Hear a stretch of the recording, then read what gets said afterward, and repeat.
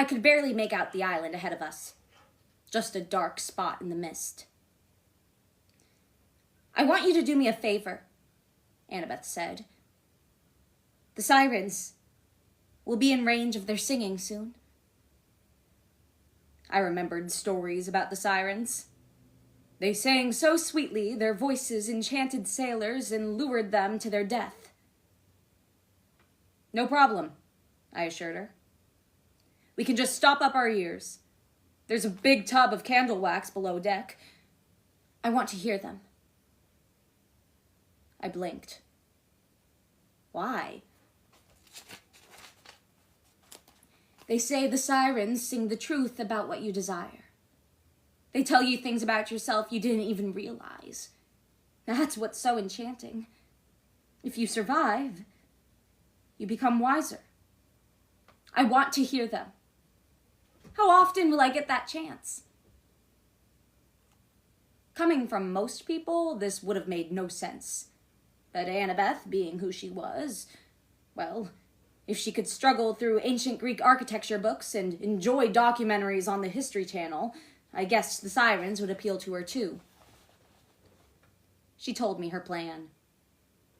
Reluctantly, I helped her get ready. As soon as the rocky coastline of the island came into view, I ordered one of the ropes to wrap around Annabeth's waist, tying her to the foremast. "Don't untie me," she said. "No matter what happens or how much I plead, I'll want to go straight over the edge and drown myself." "Are you trying to tempt me?" "Ha ha." I promised I'd keep her secure. Then I took 2 large wads of candle wax, kneaded them into earplugs, and stuffed my ears. Annabeth nodded sarcastically, letting me know the earplugs were a real fashion statement. I made a face at her and turned to the pilot's wheel. The silence was eerie. I couldn't hear anything but the rush of blood in my head. As we approached the island, jagged rocks loomed out of the fog. I willed the Queen Anne's Revenge to skirt around them. If we sailed any closer, those rocks would shred our hull like blender blades. I glanced back. At first, Annabeth seemed totally normal. Then she got a puzzled look on her face. Her eyes widened. She strained against the ropes. She called my name. I could tell just from reading her lips. Her expression was clear. She had to get out. This was life or death. I had to let her out of the ropes right now. She seemed so miserable, it was hard not to cut her free. I forced myself to look away. I urged the Queen Anne's Revenge to go faster. I still couldn't see much of the island. Just mist and rocks, but floating in the water were pieces of wood and fiberglass, the wreckage of old ships, even some flotation cushions from airplanes. How could music cause so many lives to veer off course? I mean, sure, there were some top 40 songs that made me want to take a fiery nosedive, but still, what could the Sirens possibly sing about? For one dangerous moment, I understood Annabeth's curiosity.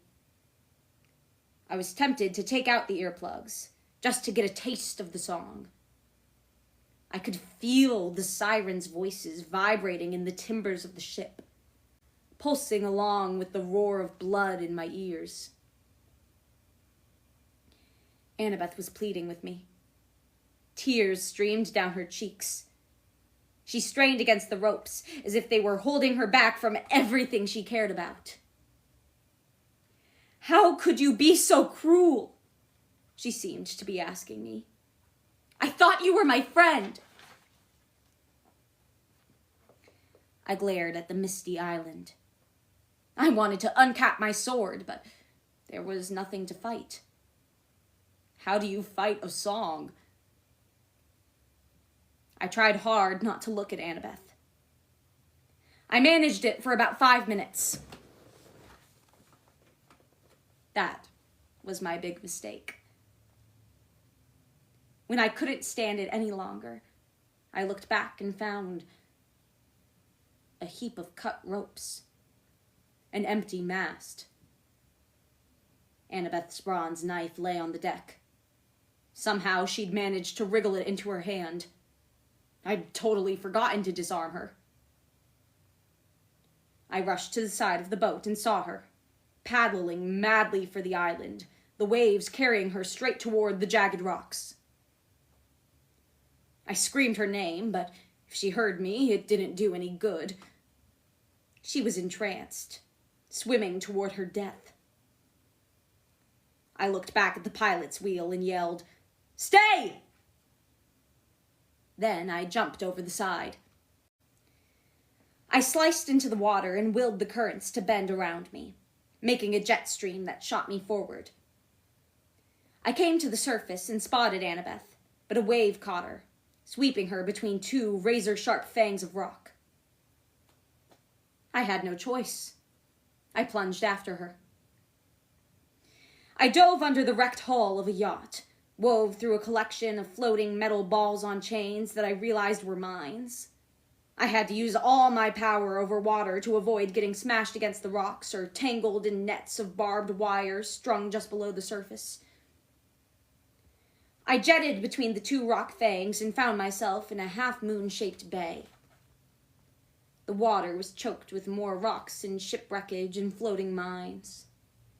The beach was black volcanic sand. I looked around desperately for Annabeth. There she was. Luckily or unluckily, she was a strong swimmer. She'd made it past the mines and the rocks.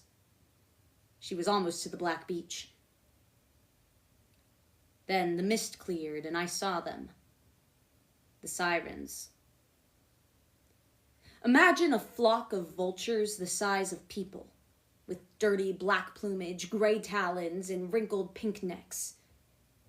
Now imagine human heads on top of those necks, but the heads kept changing. I couldn't hear them, but I could see that they were singing. As their mouths moved, their faces morphed into people I knew. My mom, Poseidon, Grover, Tyson, Chiron. All the people I most wanted to see. They smiled reassuringly, inviting me forward. But no matter what shape they took, their mouths were greasy and caked with the remnants of old meals. Like vultures, they'd been eating with their faces, and it didn't look like they'd been feasting on monster donuts. Annabeth swam toward them. I knew I couldn't let her get out of the water. The sea was my only advantage. It had always protected me one way or another. I propelled myself forward and grabbed her ankle. The moment I touched her, a shock went through my body, and I saw the Sirens the way Annabeth must have been seeing them. 3 people sat on a picnic blanket in Central Park. A feast was spread out before them. I recognized Annabeth's dad from photos she'd shown me. An athletic-looking, sandy-haired guy in his 40s. He was holding hands with a beautiful woman who looked a lot like Annabeth. She was dressed casually, in blue jeans and a denim shirt and hiking boots. But something about the woman radiated power. I knew that I was looking at the goddess Athena. Next to them sat a young man. Luke. The whole scene glowed in a warm, buttery light. The 3 of them were talking and laughing, and when they saw Annabeth, their faces lit up with delight. Annabeth's mom and dad held out their arms invitingly. Luke grinned and gestured for Annabeth to sit next to him, as if he'd never betrayed her, as if he were still her friend.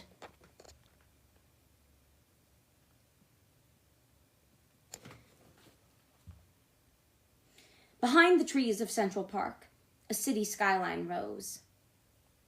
I caught my breath because it was Manhattan, but not Manhattan. It had been totally rebuilt from dazzling white marble, bigger and grander than ever, with golden windows and rooftop gardens. It was better than New York, better than Mount Olympus. I knew immediately that Annabeth had designed it all. She was the architect for a whole new world. She had reunited her parents. She had saved Luke. She had done everything she'd ever wanted. I blinked hard. When I opened my eyes, all I saw were the sirens. Ragged vultures with human faces, ready to feed on another victim. I pulled Annabeth back into the surf. I couldn't hear her, but I could tell she was screaming. She kicked me in the face, but I held on. I willed the currents to carry us out into the bay. Annabeth pummeled and kicked me, making it hard to concentrate. She thrashed so much we almost collided with a floating mine. I didn't know what to do. I'd never get back to the ship alive if she kept fighting. We went under, and Annabeth stopped struggling. Her expression became confused. Then our heads broke the surface, and she started to fight again. The water! Sound didn't travel well underwater. If I could submerge her long enough, I could break the spell of the music. Of course, Annabeth wouldn't be able to breathe, but at the moment, that seemed like a minor problem. I grabbed her around the waist and ordered the waves to push us down. We shot into the depths. 10 feet, 20 feet. I knew I had to be careful because I could withstand a lot more pressure than Annabeth. She fought and struggled for breath as bubbles rose around us. Bubbles. I was desperate. I had to keep Annabeth alive. I imagined all the bubbles in the sea, always churning, rising. I imagined them coming together, being pulled toward me. The sea obeyed. There was a flurry of white, a tickling sensation all around me, and when my vision cleared, Annabeth and I had a huge bubble of air around us. Only our legs stuck into the water. She gasped and coughed. Her whole body shuddered, but when she looked at me, I knew the spell had been broken. She started to sob. I mean, horrible, heartbroken sobbing. She put her head on my shoulder and I held her. Fish gathered to look at us. A school of barracudas, some curious marlins. Scram, I told them. They swam off, but I could tell they went reluctantly. I swear I understood their intentions. They were about to start rumors flying around the sea about the son of Poseidon and some girl at the bottom of Siren Bay. I'll get us back to the ship, I told her. It's okay. Just hang on. Annabeth nodded to let me know she was better now. Then she muttered something I couldn't hear because of the wax in my ears. I made the current steer our weird little air submarine through the rocks and barbed wire and back toward the hull of the Queen Anne's Revenge, which was maintaining a slow and steady course away from the island. We stayed underwater, following the ship, until I judged we had moved out of earshot of the sirens. Then I surfaced and our air bubble popped. I ordered a rope ladder to drop over the side of the ship, and we climbed aboard. I kept my earplugs in just to be safe.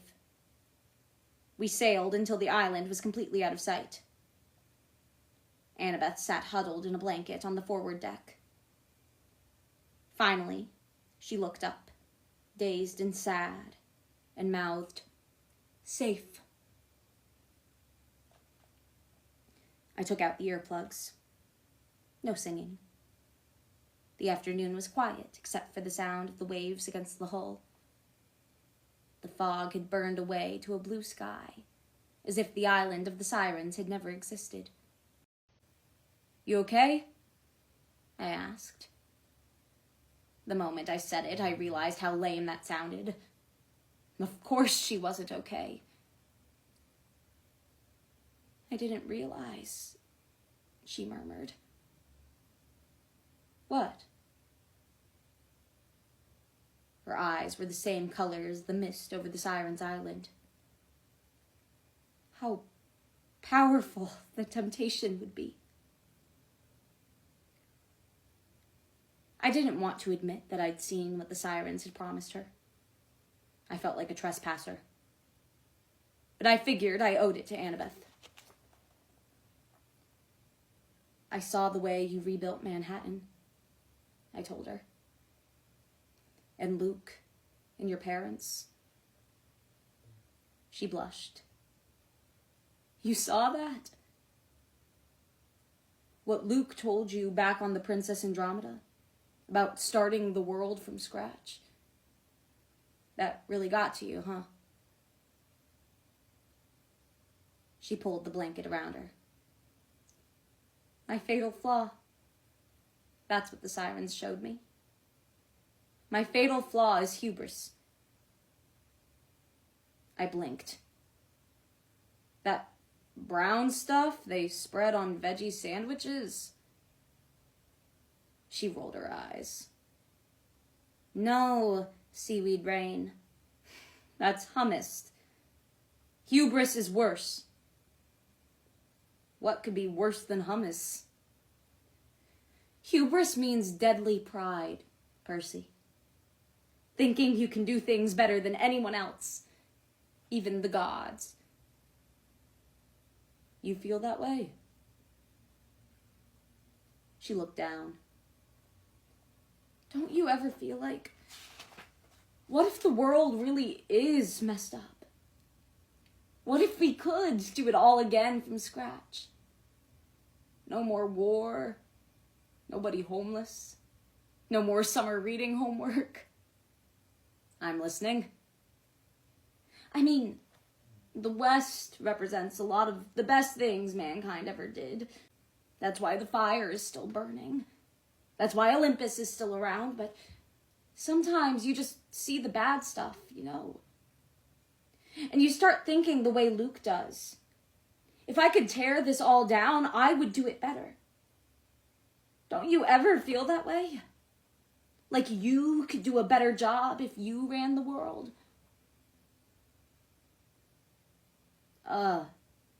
No. Me running the world would kind of be a nightmare. Then you're lucky. Hubris isn't your fatal flaw. What is?